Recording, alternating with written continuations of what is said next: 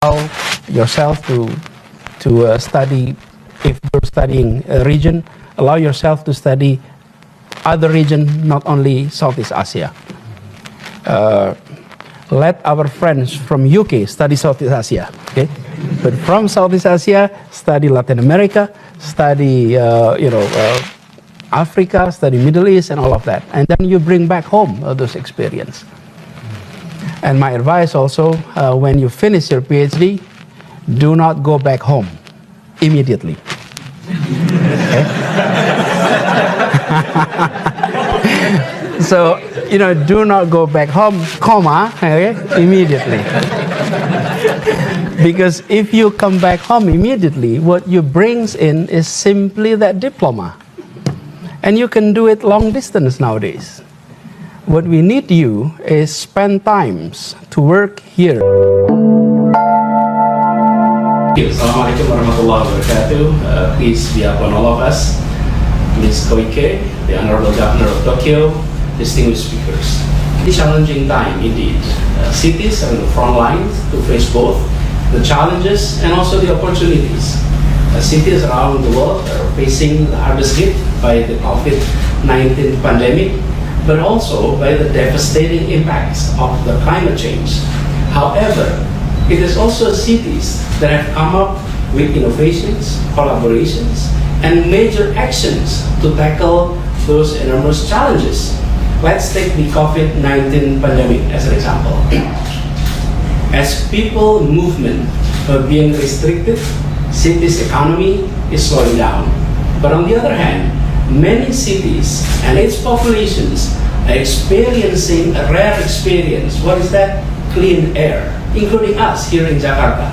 And during the pandemic, Jakarta has been taking the momentum to successfully achieve several milestones on transportations and mobility issues.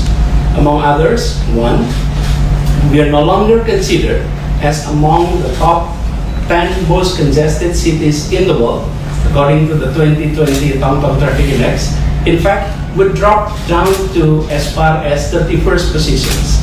Two, and the number of cyclists in Jakarta has increased significantly.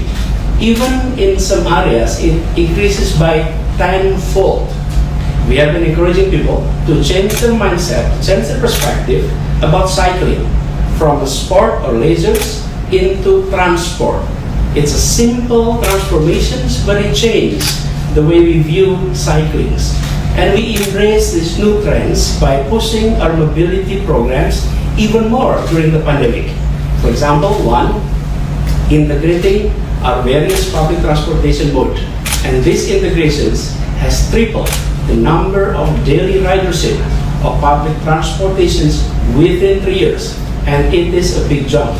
And two, we're designating 96 kilometers of bike lanes supported by 52 bike sharing spots. And we're planning for around 500 kilometers of bike lanes.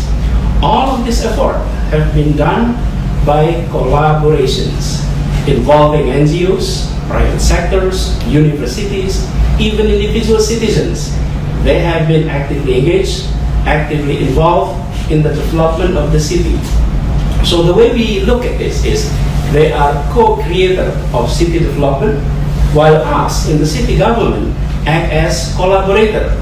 And in fact, in 2019, we declared our city as a city of collaborations. So judging from our experience, we believe that the strong collaborations between cities across the globe are the way forward to tackle the world's daunting challenges such as climate change.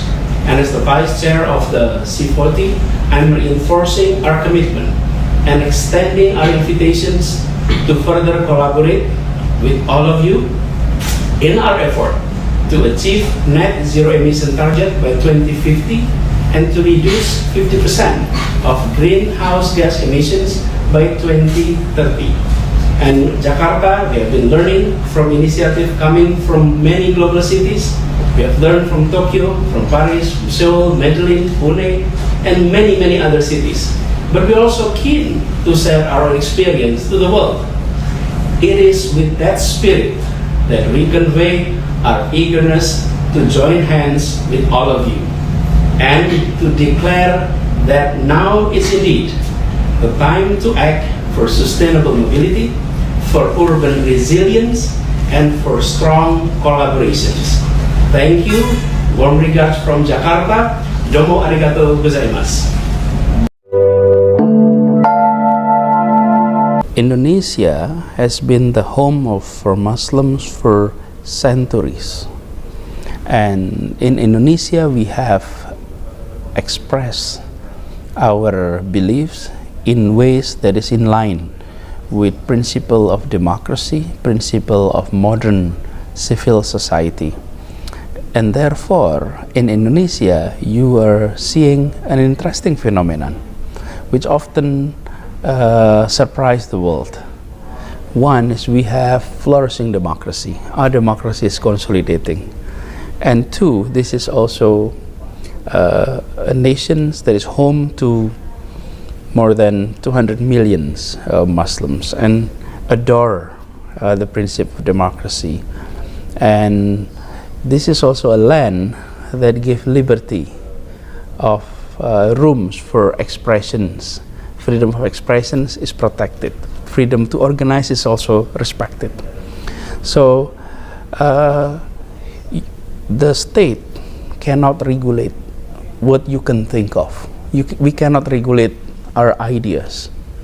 We can regulate how you express ideas. A democracy needs both rooms for freedom of expressions in all kinds, and two is rule of law, especially law enforcement, making sure that if anyone break the law, break the rules and regulations, then the state will intervene. And we have had elections, we have had diverse view on many things, but we have always come to a situations of agreement, come to a situation where decision is accepted. In elections, sometimes the debate, the conversation is quite strong. Once the election is over, we're moving on to our collective agenda. And that has been the case for many years. And I often said, Indonesia is often a disappointment to many pessimists. We have disappointed so many pessimists about Indonesia, and I believe we will continue to grow. And for those who are quite pessimistic, as always, we'll have the reality otherwise.